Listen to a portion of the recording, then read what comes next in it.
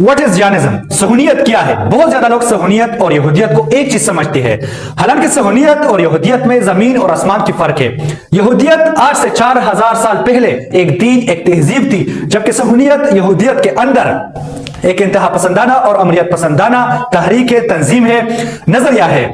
अगर आपने कभी सुना होगा, अल्लाह रब्बुल इज्जत ने यहूदियों पर सबसे ज्यादा इनामात, सबसे ज्यादा एहसानात किए हैं। सबसे ज्यादा अंबिया किराम अल्लाह रब्बुल इज्जत ने यहूदियों में भेजा है।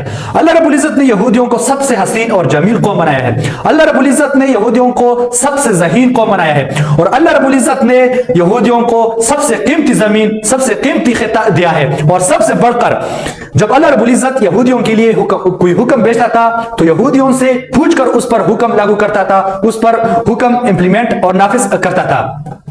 ये उस वक्त की बात है कि जब दुनिया में इंसानों की बनाई हुई तहजीबों की बाजार गर्म थी। चाइनीज तहजीब थी, हिंदू की तहजीब थी और मेसोपोटामिया की तहजीब थी।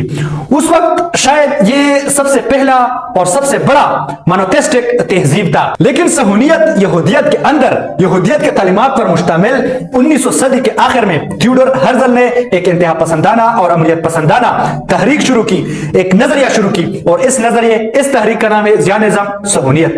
अब सहूनियत और ज़ियोनिज़्म का मतलब क्या है, इसका मकसद क्या है, इसका मिशन क्या है? सहूनी लोग कहते हैं कि हम इस रीजन में, इस खित्ते में एक ऐसा रियासत कायम करेंगे, एक ऐसा यहूदी रियासत कायम करेंगे जहां यहूदी लोग अपनी यहूदियत के तालीमात के मुताबिक जिंदगी गुजार सकेंगे।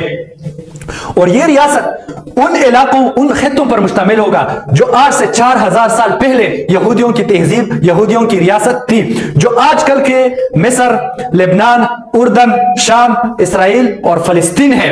तो यहां पर सहूनी लोग कहते हैं कि यहां पर हम एक ऐसा यहूदी रियासत कायम करेंगे जहां पे यहूदी लोग अपनी यहूदियत के तालीमात के मुताबिक जिंदगी गुजार सकेंगे।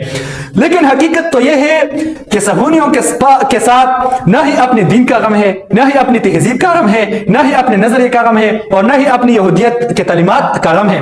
बल्कि सहूनी लोग अपने नजरिए, अपने दीन, अपनी तहजीब और अपने मजहब को बतौर टूल इस्तेमाल कर रहा है, बतौर असलहा इस्तेमाल कर रहा है कि इस इंपॉर्टेंट पोजीशन को अपने कब्जे में ले। तो ये याद रहिए कि मिडल ईस्ट, मशरिक वस्ता पूरी दुनिया में सबसे इंपॉर्टेंट रीजन है, सबसे इंपॉर्टेंट खित्ता है।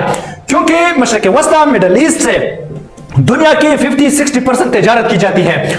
और सबसे बढ़कर मशरिक वस्ता, मिडल ईस्ट तीन बड़े जमों को, अफ्रीका, यूरोप और एशिया को आपस में कनेक्ट करते हैं। तो सहूनी लोग अपना नजरिया, अपना दीन, अपना मजहब बतौर असलहा, बतौर जवाज, बतौर टूल इस्तेमाल करते हैं ताकि इस इंपॉर्टेंट रीजन को अपने कब्जे में ले लें।